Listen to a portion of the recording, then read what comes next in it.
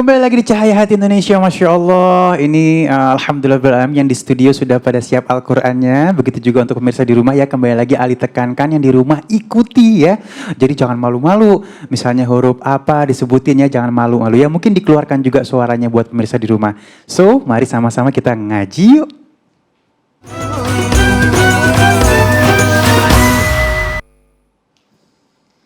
A'udzu billahi minasy syaithanir rajim.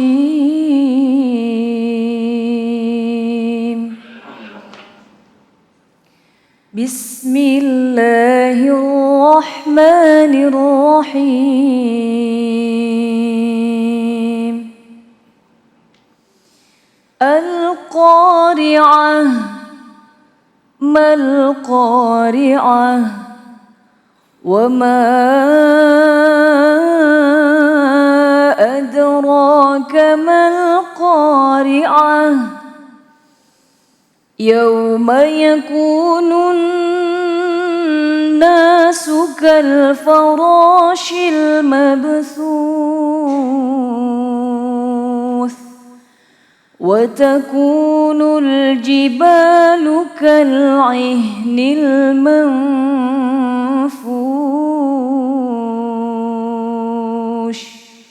صدق الله العظيم.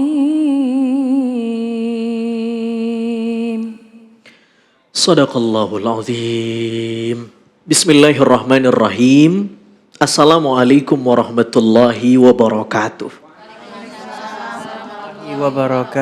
Alhamdulillah wassalatu wa afdhalus salam ala rasulillah la quwwata illa billah. Masya Allah, kita diawali dengan bacaan lantunan ayat suci Al-Quran oleh qari'ah kita Ustadzah Mimi Jamilah. Mudah-mudahan menambahkan keberkahan di majelis Cahaya Hati kita hari ini, membuat hati kita semakin bercahaya. Amin ya rabbal alamin. Apa kabar Ustazah, sehat? Alhamdulillah. Habib Ali sehat? Allahumma sholli Muhammad sehat. Ibu-ibu yang ada di studio sehat ya? Iya. Allahumma rahamna bil Quran. Amin. Amin. Mudah-mudahan Allah merahmati kita dengan Al-Quran. Buat pemirsa yang ada di rumah, buat ibu-ibu, bapak-bapak yang lagi di rumah hari ini, mengisi hari-harinya, mudah-mudahan juga dengan majelis Quran kita di segmen kali ini menambah keberkahan buat kita. Amin ya rabbal alamin. Kalau kita bertanya, Ustadz, kaifa nata'amal ma'al Quran? Bagaimana cara kita berinteraksi dengan Al-Quran? Salah satu cara kita berinteraksi dengan Al-Quran adalah tahakkuk anil Quran. Membacanya dengan benar. Memahami isi Al-Quran dengan benar. Nah, kita akan berinteraksi dengan Al-Quran, dan yang akan kita bahas hari ini pemirsa adalah surah Al-Qari'ah. Surah Al-Qari'ah, surah ke-101 kalau saya tidak salah. Dimulai dari ayat 1, 2, 3, 4 dan sampai ayat 5. Nah, ibu-ibu boleh tuh yang ada di rumah pegang mushaf Qur'annya, ambil mushaf Qur'annya, dibuka. Surah ke-101, surah Al-Qari'ah, tentang hari kiamat.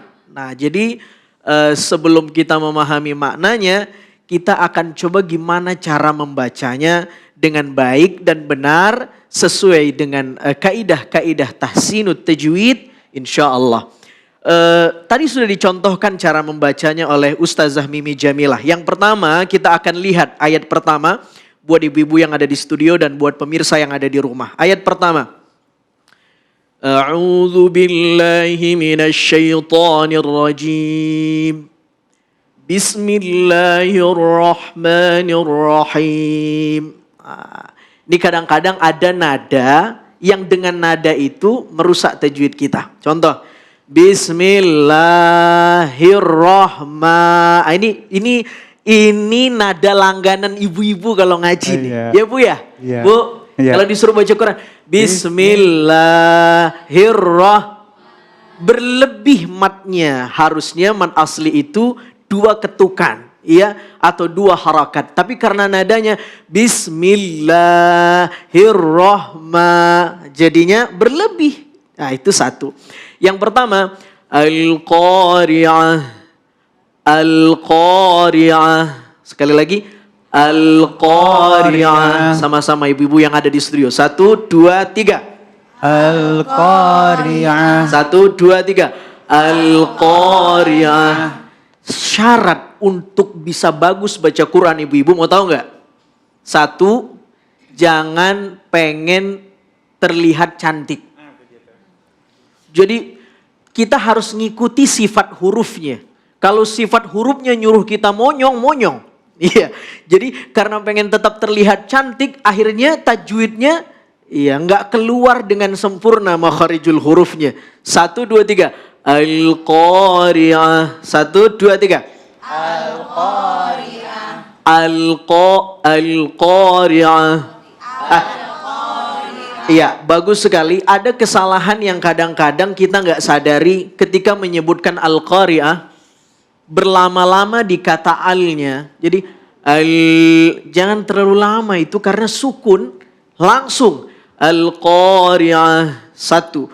Yang kedua, kadang-kadang tanpa kita sadari pemirsa, ada pantulan di huruf lam. Seolah-olah dia bagian dari huruf qalqalah. Ibu-ibu yang ada di studio tahu huruf qalqalah ada berapa? Yang bisa jawab saya kasih hadiah, brosur umroh. Ada berapa huruf qalqalah? Ada? Ayo siapa yang jawab tadi? Ada 4. 2. Baju. Ada berapa? Bukan pembagian qalqalah, tapi ada berapa huruf qalqalah? Ada 5 ya? Ada 5. Selamat, nanti saya kasih brosur umrohnya. Ya Allah, amin, amin, amin. Dari brosur dulu ya. Jangan umrohnya nggak balik modal gue ya. Al-Qari'ah. Oke, kadang-kadang tanpa kita sadari, seolah-olah lam ini masuk, kita bacakan seperti huruf qalqalah sehingga bacanya begini. Al-Qari'ah. Kenapa harus ada pantulan? Salah itu. Padahal harus ditahan. Al-Qari'ah. Langsung. Al-Qari'ah. Oke? Tidak boleh ale. Itu enggak boleh. Oke, kita coba. 1, 2, 3. Al-Qari'ah. Bagus sekali. Jadi enggak boleh ada pantulan. Karena huruf lam itu bukan bagian dari huruf qalqalah. Masalah yang kedua di ayat pertama adalah al-qa pada lafaz qa di sini ada alif yang kita sebut dengan mad asli atau mad tabi'i. Apa makna mad asli itu? Mad asli itu adalah huruf mad yang mati atau sukun yang sebelumnya adalah huruf yang berharokat sepadan dengan huruf mad itu. Saya kasih contoh. Pemirsa insya Allah jangan bingung. Karena kalau cuman dengar ta'rifnya istilahnya bingung. Kita kasih contoh. Ada 3 huruf mad. Ini sering dibahas di segmen kita. Ada huruf alif. Ada huruf waw. Ada huruf iya. Bagus. Ada huruf alif, waw, iya. Kalau ketemu 3 huruf ini dalam keadaan sukun atau mati, sebelum huruf ini ada huruf yang berharokat, maka itu adalah mad asli. Nah, kalau huruf alif dia sukun, lalu sebelumnya berharokat fathah atas, atau waw sebelumnya berharokat dhammah. Ia sebelumnya berharokat kasrah, maka dia mad asli. Contohnya di ayat ini pemirsa adalah Al-Qari'ah. Ini ada alif. Sebelumnya baris apa ibu-ibu? Ibu-ibu yang ada di rumah. Ya, ini barisnya apa? Harokannya fathah. Kalau alif pasangannya fathah, waw pasangannya dhammah, ya pasangannya kasrah. Ada alif, sebelumnya ada huruf qaf yang berharokat fathah, maka qaf dibaca panjang 2 harokat. Al-Qari'ah. Tidak boleh Al-Qari'ah. Al-Qari'ah, nggak boleh. Tapi harus 2 ketukan. Al-Qari'ah. Oke. Selanjutnya masalahnya di ayat pertama adalah Al-Qari'ah. Pembahasan tentang bagaimana cara melafazkan huruf yang diwakafkan. Ini huruf apa namanya? Tamar butoh. Tamar butoh. Ketika wakaf kita nggak boleh sebut Al-Qari'at. Nggak boleh. Tapi walaupun dia huruf tamar butoh, maka ketika wakaf bunyi yang keluar adalah huruf H. Al-Qari'ah. Walaupun dalam penulisannya bukan huruf H, tapi huruf tamar butoh. Jadi dia berubah ketika disuarakan, tapi tidak berubah ketika ditulis. Oke, kita masuk ke ayat berikutnya. Mal qari'ah. Ma sama ketika menyebutkan ko. Mad apa ibu-ibu namanya? Mad apa tadi? Kita bahas ini? Mad tabi'i atau mad asli. Berapa panjangnya? 2 harokat. Bagus sekali. Nah, tetapi karena dia mad asli, namun setelahnya bertemu dengan alif lam, gugur hukum mad aslinya, sehingga tidak perlu membaca mal ko, nggak boleh. Tapi langsung wasal mal qari'ah karena bertemu dengan alif lam. Lalu yang kedua qaf sama dengan yang pertama qari'ah. Lalu kemudian tidak ada masalah di sini, kita sudah bahas di ayat yang pertama. Di ayat ketiga, wa ma adraka mal qari'ah. Wa ma disebut oleh para ulama tajwid disebut dengan al-maddu al-jaiz al-munfasil. Kenapa disebut dengan al-maddu al-jaiz al-munfasil, atau apa yang dimaksud dengan al-maddu al-jaiz al-munfasil? Al-maddu al-jaiz al-munfasil adalah huruf mad alif waw ya bertemu dengan hamzah fi kalimatin ukhra, dalam kalimat yang berbeda. Atau Ustadz Ismail Tekan itu menyebut definisi begini ibu-ibu. Kalau ibu-ibu baca ayat Al-Quran ketemu mad asli seperti ini tadi, ma, lalu kemudian setelahnya ada hamzah, dan masing-masing ini punya arti. Ma punya arti sendiri, adroka juga punya arti yang berbeda, tetapi dalam satu ayat, maka dia adalah mad jaiz munfasil. Kenapa disebut jaiz? Karena ulama membolehkan panjangnya bermacam-macam. Boleh 2 harokat, boleh 4 harokat, boleh 5 harokat. Jadi wama atau wama atau wama boleh pilih. Walaupun nanti para ulama mengatakan harus ta'dil, harus adil. Kalau di sini 2, nanti di sini 2. Kalau di sini 4 harokat, di sini 4 harokat, dan seterusnya. Itu mad jaiz munfasil. Lalu kemudian di sini ada huruf dal. Tadi ada yang bagus tadi ibu-ibu di studio. Salah satu huruf qalqalah adalah huruf dal.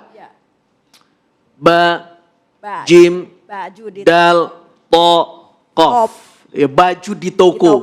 Iya. Walaupun para ulama tajwid menyingkatnya bukan baju di toko. Iya. Itu yang nyingkatin ibu-ibu di Indonesia. Kalau ulama tajwid menyingkatnya qatbu jaddin. Ada 5 huruf qatbu jaddin. Pembahasan qalqalah ini panjang sekali. Tetapi para ulama tajwid membagi qalqalah itu kalau dilihat dari huruf qalqalah itu dapat dibagi menjadi 3. Yang pertama sughra, yang kedua kubra, yang ketiga akbar. Kita akan lihat. Tapi sebelum kita praktek qalqalah, saya pengen dengar ibu-ibu membaca apa yang sudah kita pelajari di sini supaya yang di studio bisa ikuti juga. A'udzu billahi minasyaitonir rajim. Boleh salah satu barangkali? A'udzu billahi minasyaitonir rajim. Ulang. A'udzu billahi minasyaitonir rajim. A'udzu billahi minasyaitonir rajim. Lanjut. Bismillahirrahmanirrahim. Ya, him. Itu him. Tidak boleh him. Rahim. Oke, lanjut. Al-Qari'ah. Iya, qafnya sudah bagus tapi kepanjangan. Harus 2 harokat aja.